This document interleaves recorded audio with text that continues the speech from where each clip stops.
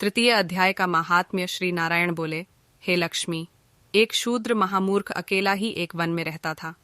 बड़े अनर्थों से कितना ही द्रव्य उसने इकट्ठा किया था। किसी कारण यूं ही वह द्रव्य जाता रहा।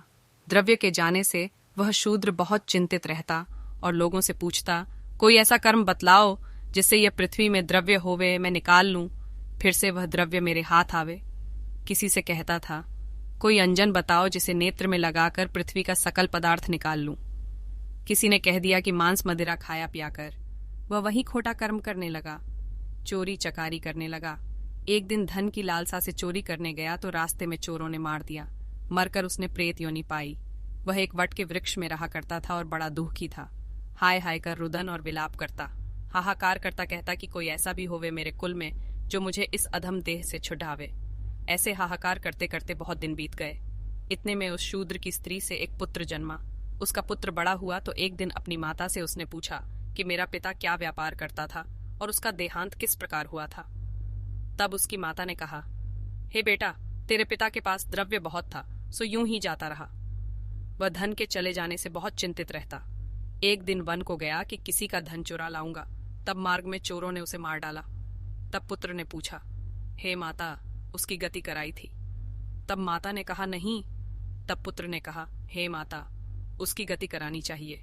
माता ने स्वीकृति दे दी। तब वह पंडितों से पूछने गया। जाकर प्रार्थना की कि हे स्वामी, मेरा पिता एक वन में जाकर किसी के हाथों मारा गया था। इसका उपाय कृपा कर कहिए जिससे उसका उद्धार होवे। तब पंडितों ने कहा, तू गया जी जाकर उसकी गति करा, तब तेरे पितरों का उद्धार होगा। तब उसने आज्ञा मानकर माता की आज्ञा लेकर गया जी को गमन किया। प्रयागराज के दर्शन स्नान करके फिर आगे का चला तो रास्ते में एक वृक्ष के नीचे सुस्ताने बैठ गया। वहां से उसको बड़ा भय प्राप्त हुआ। ये वही वृक्ष था जहां उसका पिता प्रेत योनि में रहता था। उसी जगह चोरों ने उसको मारा था। तब उस बालक ने अपना गुरु मंत्र पढ़ा।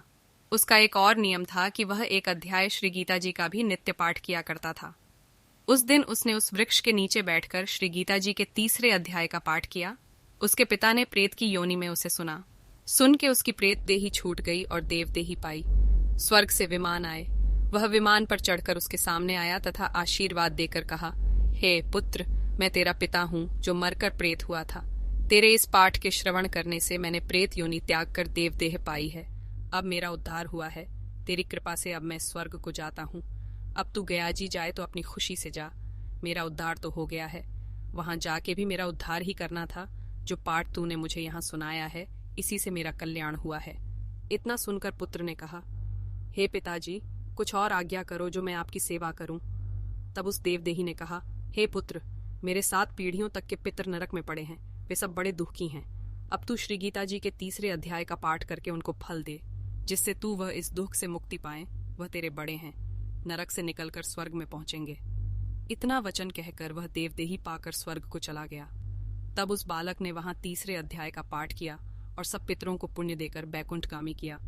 तब राजा धर्मराज के पास यमदूतों ने जाकर कहा, हे राजा जी, नरक में तो बहुत से लोग नहीं हैं। वहां तो उजाड़ पड़ी है। जो कई जन्मों के पापकर्मी थे, उनको विमानों पर बैठाकर श्री ठाकुर जी के दूत ले गए हैं। इतना सुनते ही धर्मराज उठकर श्री नारायण जी के पास गए, जहां पाताल में शेषनाग की शैया पर श्री नारायण जी विराजमान थे और श्री लक्ष्मी जी चरण दबा रही थीं।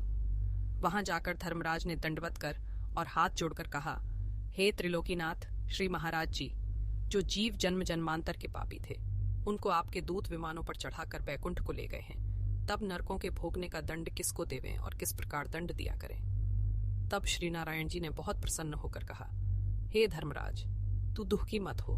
तू अपने मन में कुछ बुरा न मान। मैं तुझे एक वृत्तांत कहता हूँ, श्रवण कर। यह जीव पापी थे, इनका कोई पिछला धर्म उदय हुआ है। उस अपने धर्म से कई महापापी बैकुंठ को गए हैं। और यह एक आज्ञा तुझे देता हूँ, जो जीव श्री गीता जी का पाठ करे अथवा श्रवण करे या कोई किसी को पाठ किए का फलदान करे, उन जीवों को तू कभी नरक न देना। तुझको मेरी आज्ञा है। यह बात सत्य कर निश्चय से याद रख।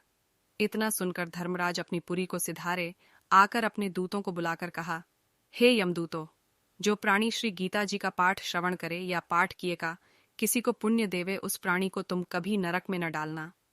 गीता जी के पाठ अथवा श्रवण किए से पापी जीव भी बैकुंठ को प्राप्त होंगे। जो जीव श्री गीता जी का पाठ करे, श्रवण करे, उसका फल कहाँ तक कहें। कहने में नहीं आ सकता। तब श्रीनारायण जी ने कहा, हे लक्ष्मी, ये तीसरे अध्याय का फल मैंने तेरे को कहा है जो तूने सुना है। तीसरे अध्याय का माहात्म्य समाप्त हुआ। अगर आपको वीडियो अच्छी लगी हो तो लाइक, कमेंट और शेयर करना बिल्कुल मत भूलना और चैनल को सब्सक्राइब जरूर कर लेना। धन्यवाद।